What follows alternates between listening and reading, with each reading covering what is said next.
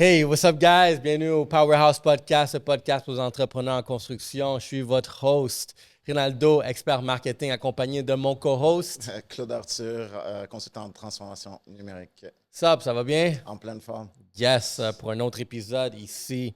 Comme vous le savez déjà, on est ici pour vous amener de la valeur. Comment on peut vous aider de nos aspects vraiment qui n'est pas vraiment les opérations, qui n'est pas les muscles sur le chantier, mais comment on peut utiliser le marketing, le branding, les technologies pour vous élever votre entreprise. Donc, ça, c'est le but de Powerhouse, si vous ne le savez pas déjà.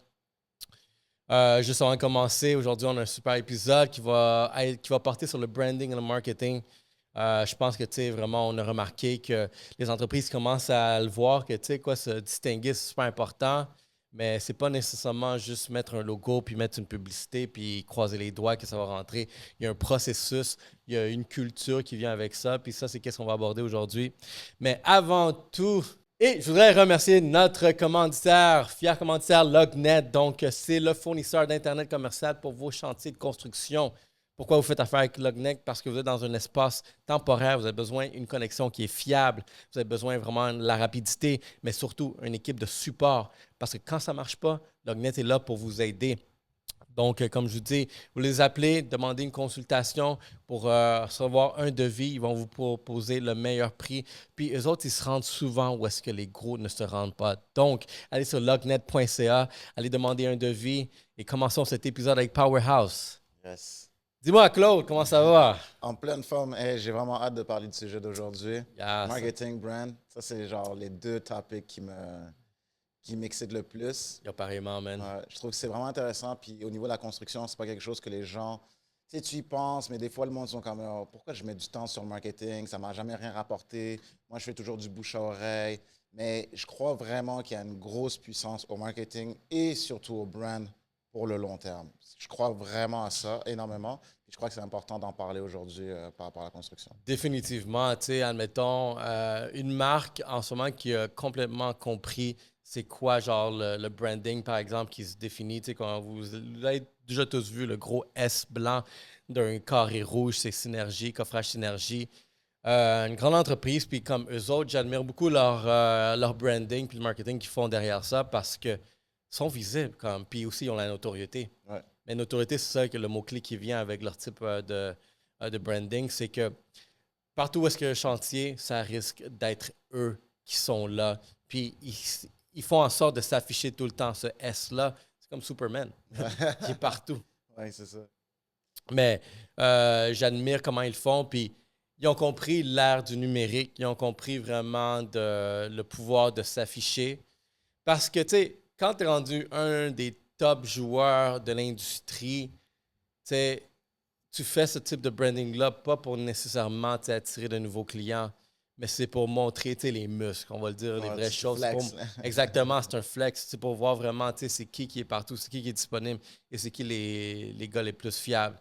Parce qu'il y en a d'autres aussi que j'ai réalisé, je les vois aussi quand je vois les grosses grues. Je vois, il y en a d'autres aussi que ils le font, mais eux, je trouve qu'ils se distinguent super bien. Ouais. Donc, ça, c'est vraiment une compagnie en construction qui a le branding, qui le maîtrise à 100%. Toi, y en a-tu un que tu peux. Ben, il y en a, tu sais, il y a toujours des logos que je reconnais. Mettons, il y a Synergie, il y a Pomerlo aussi que je reconnais des fois. Mais tu sais, il y en a beaucoup. C'est juste que des fois, parfois, si tu ne. Tu sais, des fois, il y en a qui vont te claquer à la tête. Mettons, tu vas penser béton, il y en a un qui va te venir à la tête. Tu vas penser, chez moi, toiture, il y en a un autre qui va venir en Ouais. tête. Mais souvent, on pense que tu dois faire du marketing, comme tu as dit, faire du marketing pour aller chercher de nouveaux clients. Mais le but du marketing, c'est juste de constamment être dans la tête des gens. Tu sais, il y a des publicités là, qui passent sur les médias sociaux ou à la télévision. Tu sais, ça passait tout le temps, tout le temps, tout le temps, tout le temps. Si aujourd'hui, je te dis, ben, on a un sinistre, tu as un sinistre chez toi, à qui tu vas C'est le jeu penser? qui a appelé. Voilà. Ben, fait que, tu vois, ça, c'est le genre de choses que tu es tout le temps dans la tête des gens. Le jour où les gens ont besoin de toi, ils vont juste penser à toi en premier. Fait que c'est ça la puissance du marketing. So, moi, je voulais savoir, toi, est-ce que tu veux, on deep dive brand ou marketing en premier? Parce que C'est c'est. quoi?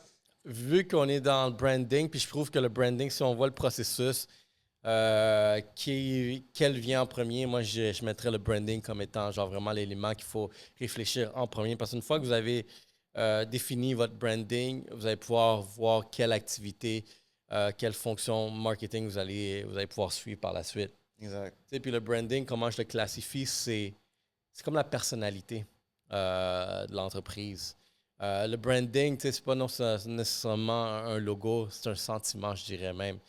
C'est cette marque-là, comment elle me fait sentir. Est-ce que ça me fait sentir en sécurité? Est-ce que ça me fait sentir comme je peux compter sur eux? Est-ce que ça me fait sentir comme genre c'est les meilleurs? Parce que du branding, nécessairement, c'est pas celui qui est le moins cher non plus. Non, c'est ça. Voilà, il y a beaucoup de branding, surtout en automobile, par exemple, où est-ce que tu reconnais ce branding-là, mais à cause de la valeur, puis ça coûte plus cher que les autres.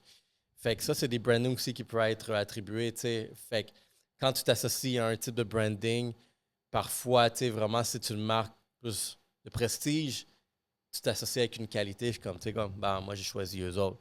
Exact. Puis, tu sais, je prends Prestige, par exemple. Regarde, on peut commencer dans cette direction-là, en branding. Une entreprise qui est plus reconnaissable.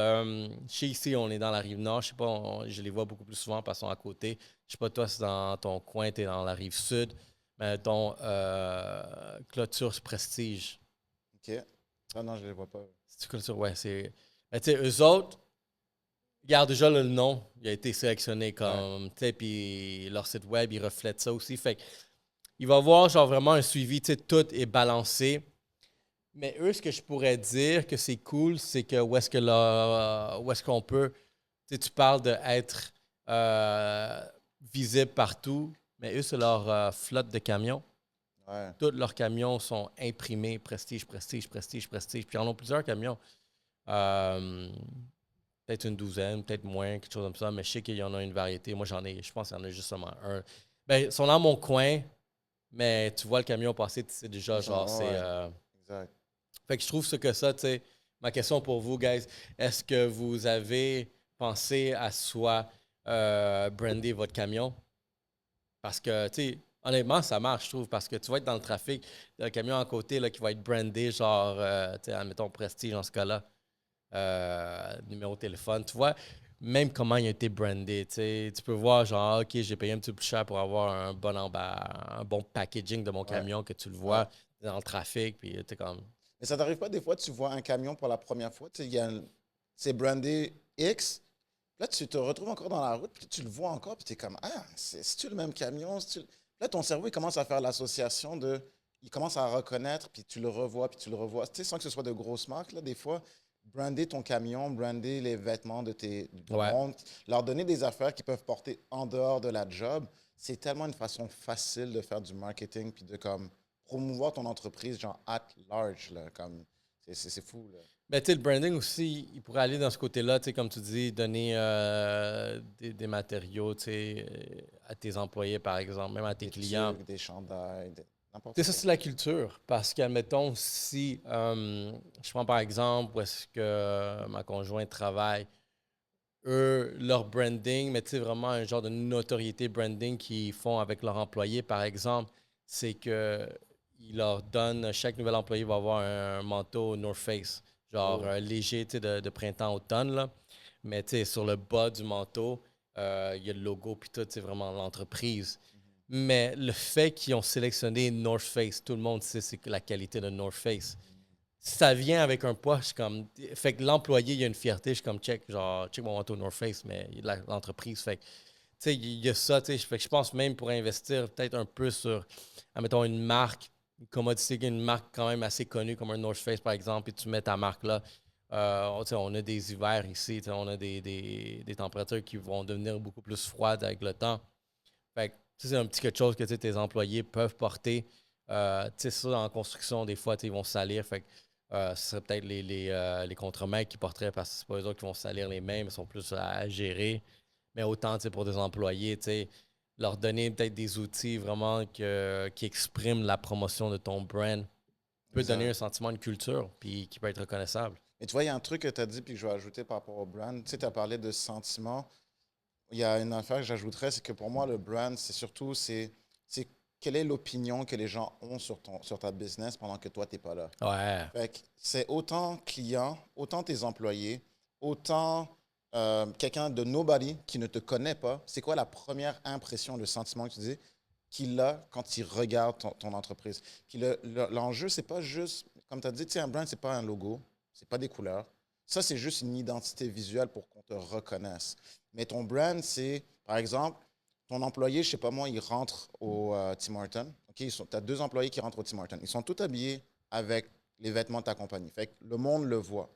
Et là, ils sacrent, ils parlent pas bien. Fait que là, le monde qui sont autour, qu'est-ce qu'ils font? Ils disent, Seigneur, c'est ça les employés de... Même Fait que là, ton brand, il vient d'être entaché. Parce que là, le sentiment et l'impression des gens qui sont sur la place, il vient d'être impacté négativement. So, ton brand, c'est autant de personnes qui ont eu un contact avec ta marque, qui ont une opinion. So, moi, je peux avoir une opinion du brand. Toi, tu as une opinion du brand. Peut-être qu'on est 2 opinions totalement divergentes. Toi, tu vas dire, ah, c'est my God, c'est top qualité. Puis moi, je vais dire, ben non, ils sont bien wack, eux, là, je les aime pas du tout.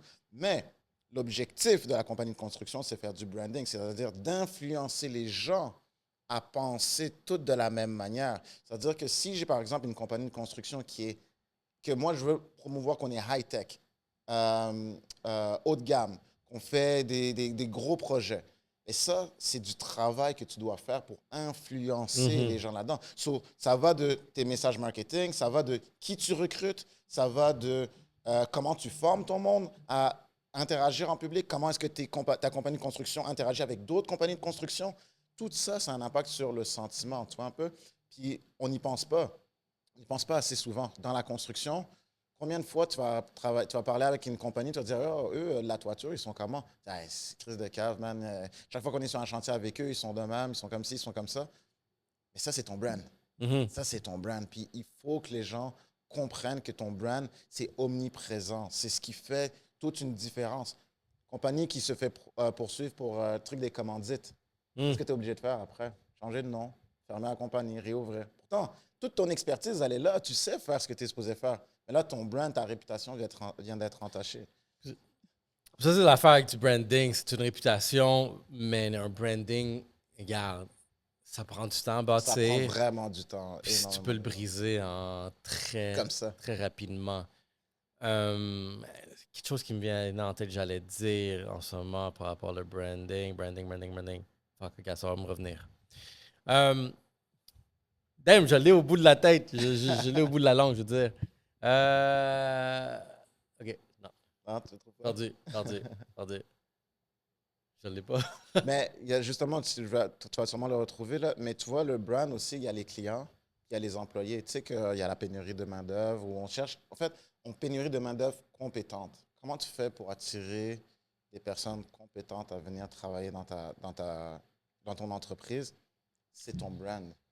Le monde, ils se disent, OK, mais j'ai 2 choix. Lequel va être le plus, entre guillemets, prestigieux pour moi? Tu sais, ça a un impact aussi là-dessus. Là. Comme je sais pas si tu as déjà eu ce dilemme-là, tu sais, tu as 2 jobs, tu as été accepté à 2 endroits, mais il y en a un que c'est comme, je sais pas, il y a un petit peu plus de prestige, il y a un petit peu plus de... Tu vois un peu ce que je veux dire? Fait que ça joue aussi là-dessus. Mais je me souviens, gars, on peut rentrer peut-être dans les techniques de branding que vous pouvez utiliser. Ouais, moi je suis down. J'en ai un que j'ai vu dernièrement, puis je pense que c'était Maçonnerie Graton. Je l'ai vu dans un podcast. La maçonnerie, il n'y a rien de prestigieux à ça. Là. C'est la brique. C'est la brique. Mais, tu sais, le fait que lui est venu, regarde, justement, le fait que j'en parle, c'est parce que lui est allé dans un podcast, puis j'écoutais. Puis, dans le domaine de la maçonnerie, son groupe à lui, ils se définissent comme étant vraiment les maçons innovateurs. Parce qu'ils ont remarqué qu'il y avait une énorme perte de matériaux quand tu fais la restauration de briques. Puis eux autres, je sais pas comment, mais ce que je voyais, c'est qu'ils ont une technologie qui va comme recycler genre les briques au lieu de juste genre, tu sais, quand tu vas faire la restauration, tu défais les briques. Au lieu de juste prendre ça, les briser puis les mettre à se ramener la nouvelle brique, ben ils vont les démonter. Leur machine va juste les restaurer. Puis la même brique, elle va comme se recycler puis ils vont les remettre là. Puis ça, j'ai trouvé ça nice parce que là, tu vois, juste parce que le propriétaire est allé dans un podcast pour parler, comme tu sais, nous autres, on a une innovation dans un domaine qui n'a aucun rapport avec l'innovation. Tu sais, la maçonnerie, ça existe depuis date. Puis voient pas comment ça a beaucoup innové. Eux, ils ont une machine qui fait juste économiser autant pour le client. Fait que c'est écologique, ce que je voyais. Ça coûte moins cher parce que tu n'es pas en train d'acheter de nouveaux matériaux. Mhm. Tu es juste en train de réutiliser. Puis, tu sais, tu t'associes avec genre cette entreprise-là comme étant ton fournisseur. Le monde voit ça, je suis comme, hey, c'est quoi cette machine-là? Mais tu vois comme, oh shit, ils sont en train d'utiliser une Mais c'est innovation. cool. Fait que ça, je trouvais ça cool, une technique que vous pouvez C'est faire. Si vous nice. avez quelque chose vraiment qui vous définisse, qui vous différencie, exploitez-le. Puis les podcasts, c'est une excellente façon de le faire. Ouais, vraiment. Puis tu vois, comme tu dis, par exemple, technique, technologique, mais surtout côté écologique, là, tu viens de rejoindre des gens. S'il y a quelqu'un qui dit, moi, je suis pro-écologie, ben là, juste le fait de comprendre que ton entreprise est écologique, ils vont faire affaire avec toi. Juste parce que tu rejoins les valeurs des gens. Puis à ce niveau-là, c'est gagnant. C'est tout le temps gagnant. Puis tu vois, il y a un aspect aussi qui est important, c'est que quand tu développes ton brand, si on rentre dans la stratégie brand, il faut que tu définisses qui tu es, puis il faut que tu définisses qui tu n'es pas. Mhm. Moi, trop souvent, je demande aux gens, puis je dis, tu sers qui? C'est qui ta clientèle? Je dis, ah, mais on peut faire tout le monde. On peut faire du commercial, on peut faire du résidentiel, on peut faire de l'institutionnel, on le fait pour tous. Mais c'est pas vrai que tu peux faire ça pour tous. Tu comprends? Dans la vie, il faut que tu fasses un choix. Est-ce que tu veux être une commodité? Fait qu'une commodité, là, ça veut dire que entre ce stylo-là et ce stylo-là, je vais prendre le moins cher. Ça, c'est une commodité. Mhm. Fait que est-ce que ta compagnie est une commodité? C'est-à-dire que toi, tu es tout le temps en train de te battre pour être le moins cher, puis tes marges sont petites de même, mais tu sais, comme, c'est pas grave, c'est ça que tu vises. Ou est-ce que tu fais du haut de gamme? Puis tu te dis, nous, on fait du haut de gamme. Nous, on veut des gens qui valorisent la qualité, la bonne exécution, qui valorisent que les choses soient bien faites de la bonne façon. Tu comprends? Et quand tu te positionnes comme ça, c'est là, après, comme tu as dit, ça prend du temps, là. C'est comme ça que tu es capable de dire, hey, cette job-là, ils veulent le moins cher, on va passer pour celle-là. Ouais, mais c'est de l'argent. Non, on va passer parce qu'eux, ils ne valorisent pas la qualité, ils ne valorisent pas le haut de gamme, ils veulent juste quelque chose de pas cher. Puis nous, c'est pas ça. Exactement. Ça, c'est bon. C'est un excellent point de se distinguer sur c'est quoi votre valeur, c'est qui que vous voulez aller chercher. Je prends un exemple, puis là, je pense on pourra faire peut-être le tremplin vers le marketing. Yes. Mais admettons, on revient avec l'exemple vraiment de la maçonnerie écologique. Puis vous faites ça dans le résidentiel.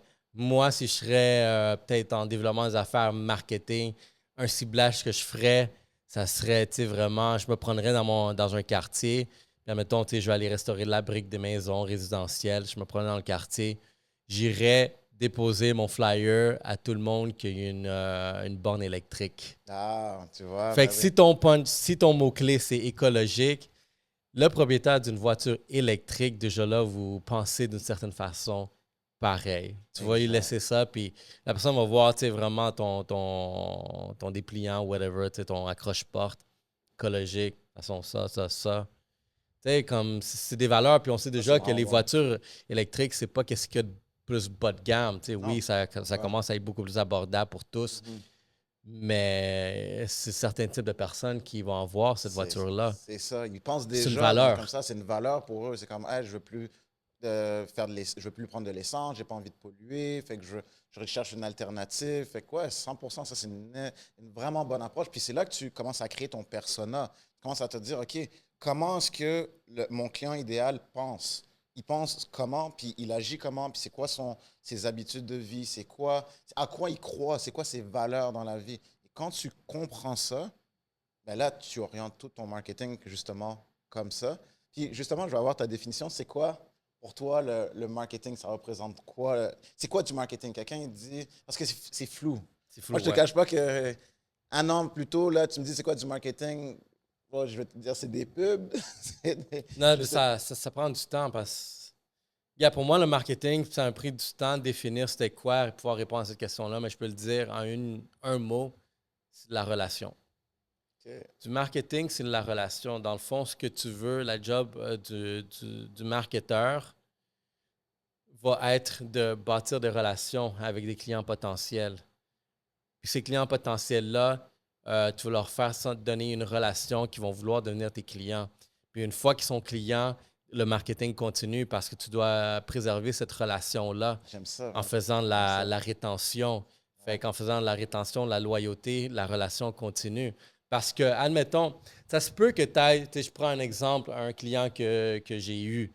qu'on a travaillé, des cabanons. Tu sais, une fois que tu fais installer ton cabanon, une fois, pourquoi je dois travailler sur ma rétention? Ben, parce que tu ne vas pas faire installer un autre cabanon, tu sais, dans 2, 3 ans. Mhm. Par contre, tu veux préserver cette rétention-là comme un fournisseur de cabanons à tes clients parce que ton client, s'il t'a accepté, puis il t'a fait un bon suivi, c'est vraiment un programme de loyauté, de rétention, tu vas être le premier à qui il va référer. C'est ça la Exact. rétention quand tu Exact. as un produit qui ne va pas être consommé plusieurs fois. Quand le produit va être consommé vraiment sur une base unique, mais ta rétention, loyauté que tu dois faire auprès de tes clients doit être orientée vers comment tu vas me référer, comment tu vas parler de moi à d'autres Exact. personnes. C'est comme ça que j'ai gagné vraiment d'autres nouveaux clients à cause que j'ai pratiqué de la loyauté et rétention. Exact. Mais tu as raison parce que puis j'aime beaucoup ton mot relation. J'adore ça parce que, puis là, ça va genre compléter justement ce que tu dis. C'est que moi, je trouve que le marketing, c'est pour faciliter la vente. Mais pour faciliter la vente, il faut que tu aies une relation. Si je te dis, yo Ray, euh, viens, on va manger à tel endroit, je te le dis, ça va être incroyable. On a déjà une relation. So, t'es Mhm. comme, ben oui, bien sûr, genre, je te fais confiance, tu sais, je pense qu'on partage. Fait que tu vas me suivre. On se connaît pas, je te dis, on va à tel endroit, tu vas comme, tu sais, si on n'a pas bâti une relation, c'est plus difficile de te convaincre de venir consommer ou d'accepter quelque chose que je te propose. Et moi, l'erreur que je trouve qu'on fait beaucoup, c'est que, tu sais, le paid ad, ça, c'est quelque chose que, au début, là, sur Facebook, tu payais des ads, puis tu faisais du retour sur investissement vraiment intense. Puis après ça, c'est devenu, aujourd'hui, c'est de plus en plus difficile. Mais souvent, on fait le paid ad, ce qui fonctionne bien. Il faut comprendre que tu n'as pas forcément créé une relation avec le monde. Fait que le monde, des fois, ils se disent, ah, les leads, ils sont vraiment pas bons. Genre, je paye des ads, puis les leads sont pas bons. C'est normal, la relation, tu ne l'as pas créée. Mhm. C'est juste du monde qui ont vu ta publicité et eux, ils savaient qu'ils avaient besoin de ton truc. Fait qu'ils ont dit, OK, je vais remplir le formulaire. Puis, mais tu n'es pas le seul formulaire qu'il a rempli cette journée-là. Il en a peut-être rempli Ouais. 5, 10 autres. Mais sur les 10, il a bâti zéro relation avec personne. Mais quand tu as bâti une relation, c'est là que la personne se dit, OK, un, je réalise que comme cette compagnie-là, je sais qu'est-ce qu'elle fait. Parce qu'il faut comprendre qu'est-ce que l'entreprise fait. Deux, je réalise que j'ai un besoin. Trois, le besoin me fait assez mal pour que je commence à rechercher pour qui va le régler. Et quatre, ben, cette compagnie-là, j'ai bâti, elle m'a éduqué, elle m'a donné des choses sans jamais rien me demander. Là, le moment que j'ai besoin de passer à l'action pour acheter, ben, je suis prêt. Parce qu'il y a une relation qui a été bâtie. Fait que, tu sais, les vendeurs, là, on pense qu'un bon vendeur, c'est quelqu'un qui est capable de persuader quelqu'un qui ne voulait pas quelque chose à acheter quelque chose. Ça, oui, ça peut arriver. Mais le mieux que le marketing a fait son travail, le plus facile que c'est de vendre. Quand un lead arrive et que tu es en rencontre pour savoir ses besoins, cette personne-là est supposée déjà avoir un besoin clair et défini. La seule chose, c'est de closer, de dire nous sommes la bonne personne pour toi. Fait que si cette relation-là est déjà faite, après, c'est juste de dire voici pourquoi est-ce qu'on peut faire affaire ensemble.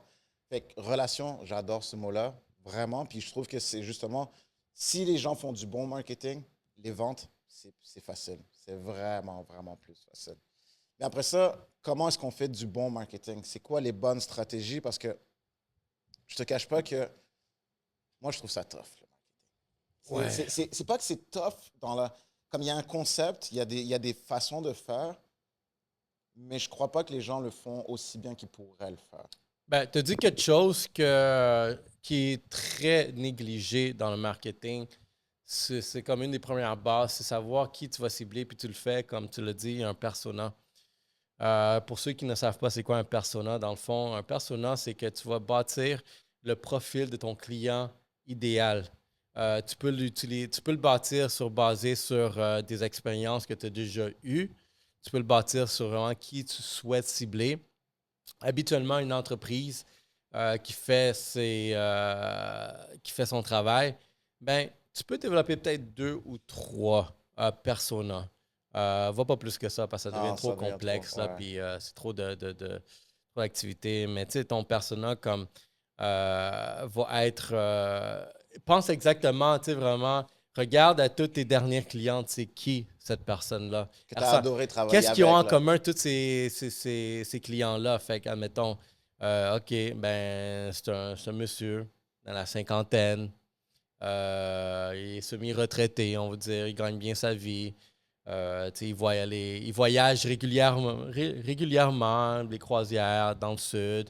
Les enfants ils ont déjà quitté la maison. Fait que là, ils ont leur maison. Ils font beaucoup de jardinage. Ils s'habillent de telle façon. Ils aiment ça du vin rouge. Il y a un beau barbecue et des trucs comme ça. Fait que, vous êtes une entreprise de construction résidentielle, par exemple.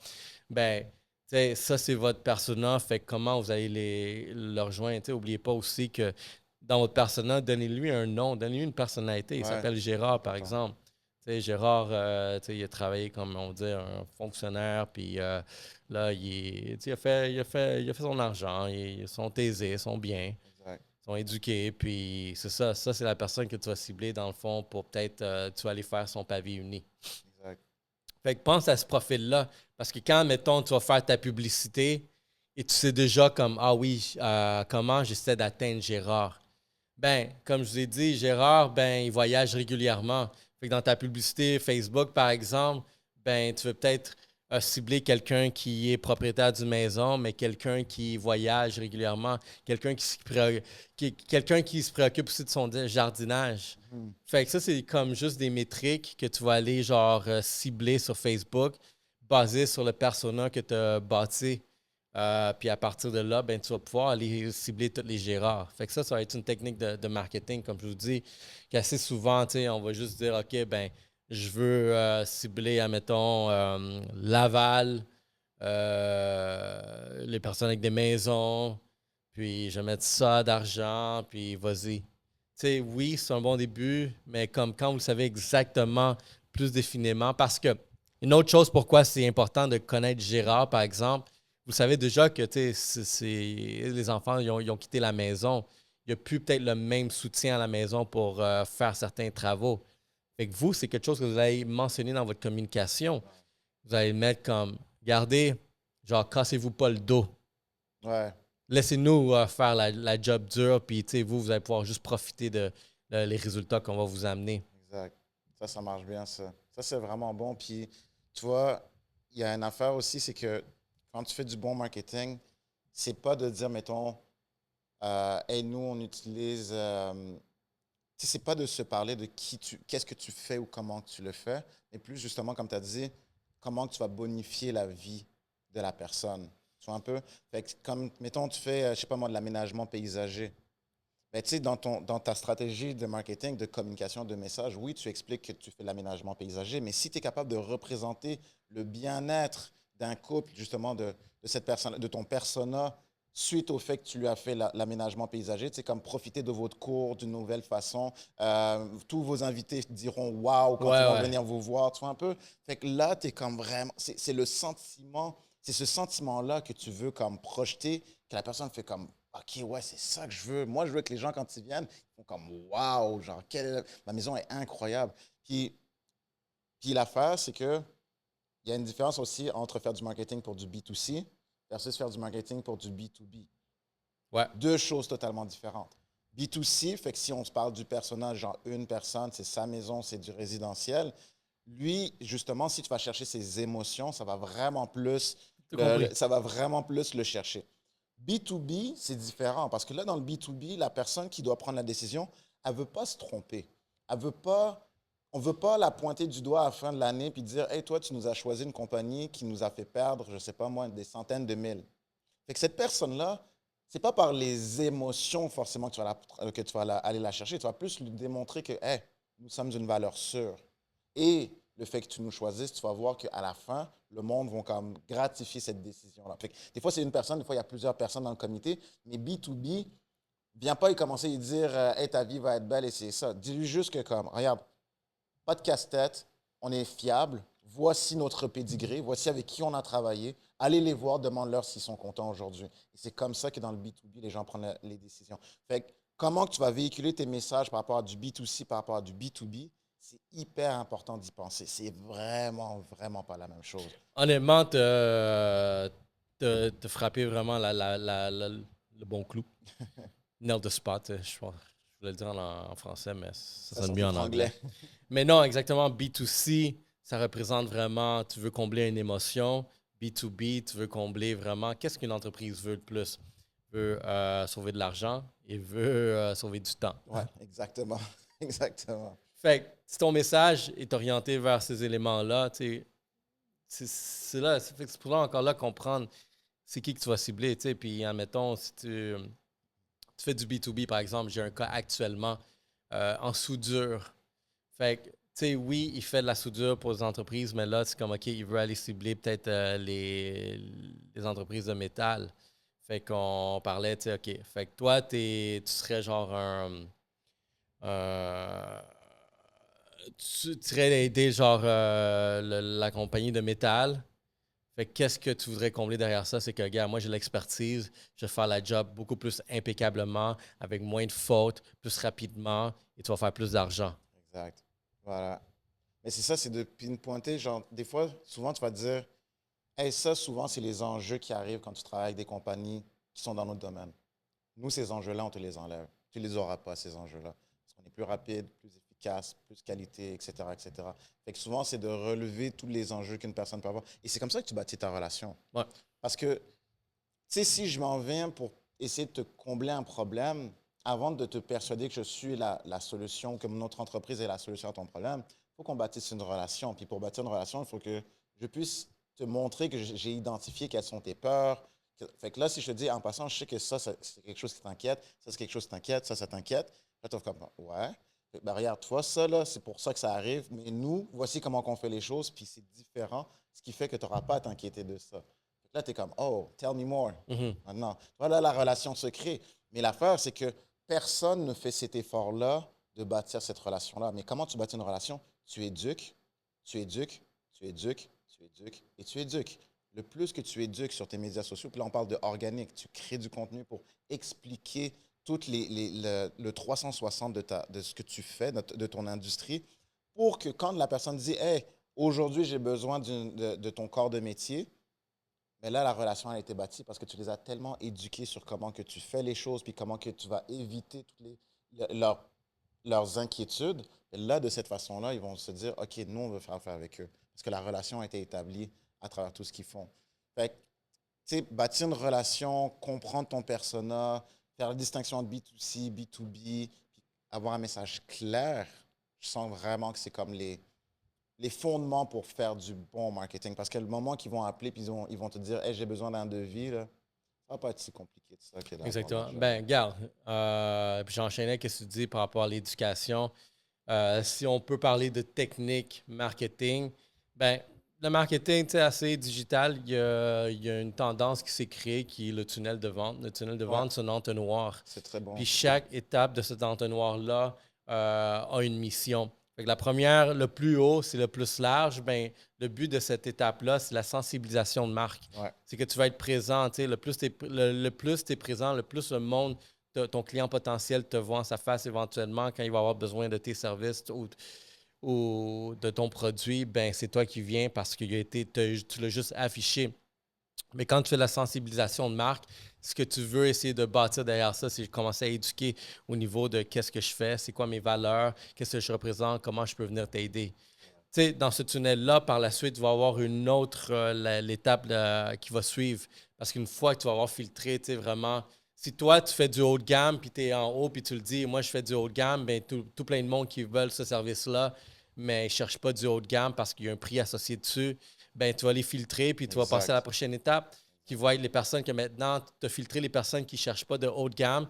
Fait que là, il y a d'autres personnes qui, ouais, moi, je suis une personne haut de gamme, fait que pourquoi ton haut de gamme il est meilleur que l'autre haut de gamme? Ouais, Fait que là, c'est là que tu vas commencer à vraiment mettre qu'est-ce que tu fais de mieux de tes compétiteurs sans parler de tes compétiteurs. Fait que tu vas définir, ben, tu sais, nous autres, on est capable, on a une équipe de X nombre de personnes.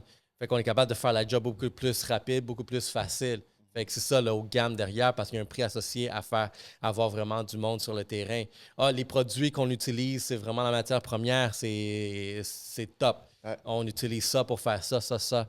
Fait que là, les personnes disent comme, encore là, si on vient avec l'exemple du écologique, écologique, ça peut être considéré du haut de gamme. ouais. Fait que nous autres, on fait ces processus-là écologiques. Fait que là, tu viens dans ton niveau en haut, tu as mentionné que tu fais du haut de gamme, tu viens de filtrer tout le monde qui ne veut pas de haut de gamme. Dans le deuxième niveau, tu es comme, OK, nous autres, on utilise ce type de qualité-là, on utilise, puis on le fait de façon écologique. Toutes les personnes écologiques vont être comme, OK, là, il y a son haut de gamme écologique. Là, tu viens à la troisième dernière étape. Là, tu as du Être... hot lead. Exactement. Là, c'est comme, qu'est-ce qu'il faut? Qu'est-ce qu'il faut? Fait soit tu peux t'amener vraiment. Là, c'est là, il faut que tu convertis vraiment ces personnes-là, que tu as déjà au moins 2-3 points positifs avec eux.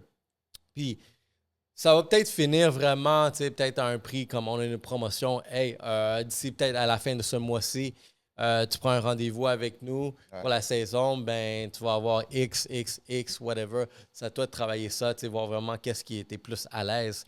Puis à partir de là, ben tu as répondu à plusieurs checkmarks vraiment du client. Il va convertir. Il va demander un devis, tu vas fournir, ton vendeur va fournir une proposition. Exact. Il ne sera pas obligé de faire genre tout plein de démarches. Exact. Ils ont déjà été démarches. Tu sais, c'est comme la personne qui va aller demander le devis. Je m'attends à un certain prix parce que j'ai fait mes recherches. Exact. Je sais que ça va coûter ça. Je sais que vous utilisez cette matière-là, puis je veux ça là exactement. Emmène-moi un prix, puis la job du vendeur, c'est justement de poursuivre la relation. Exactement. Pour que le client dise comme, hey, toi, comme vendeur, quand j'ai fait ma demande de devis, tu m'as appelé 5 minutes plus tard. Brand. Ils sont rapides, ils sont efficaces. Brand. Fait que ça serait la job du vendeur à la fin. Fait que ton premier gosse, il a fait du branding, l'image, quel sentiment tu veux donner. Le marketing, c'est quelle relation tu veux avoir. Et le vendeur, ben, c'est vraiment, c'est le montrer. Le côté humain, c'est comme, c'est comme ça. Et voilà ton cycle de vente. C'est vraiment bon. J'adore ça. Puis, tu sais, le funnel, tout le monde le sait, mais personne ne le pratique. Mais c'est pas. Tu sais, c'est là où est-ce que tu as vraiment besoin de mettre quelqu'un de marketing qui travaille là-dessus. Puis moi, le meilleur conseil que je peux donner, si les gens ont les moyens d'avoir une agence, tant mieux, fine. Les agences, je les aime beaucoup. Parfois, tu peux être un numéro parmi tant d'autres. Si tu es le client numéro un, c'est-à-dire qui apporte le plus gros budget à l'agence, tu seras au top de la liste. Ils vont faire tout pour toi. Si par contre, tu t'attends à payer pas cher pour une agence, tu vas être en bas de la liste, puis crois-moi bien, tu n'auras jamais les résultats escomptés.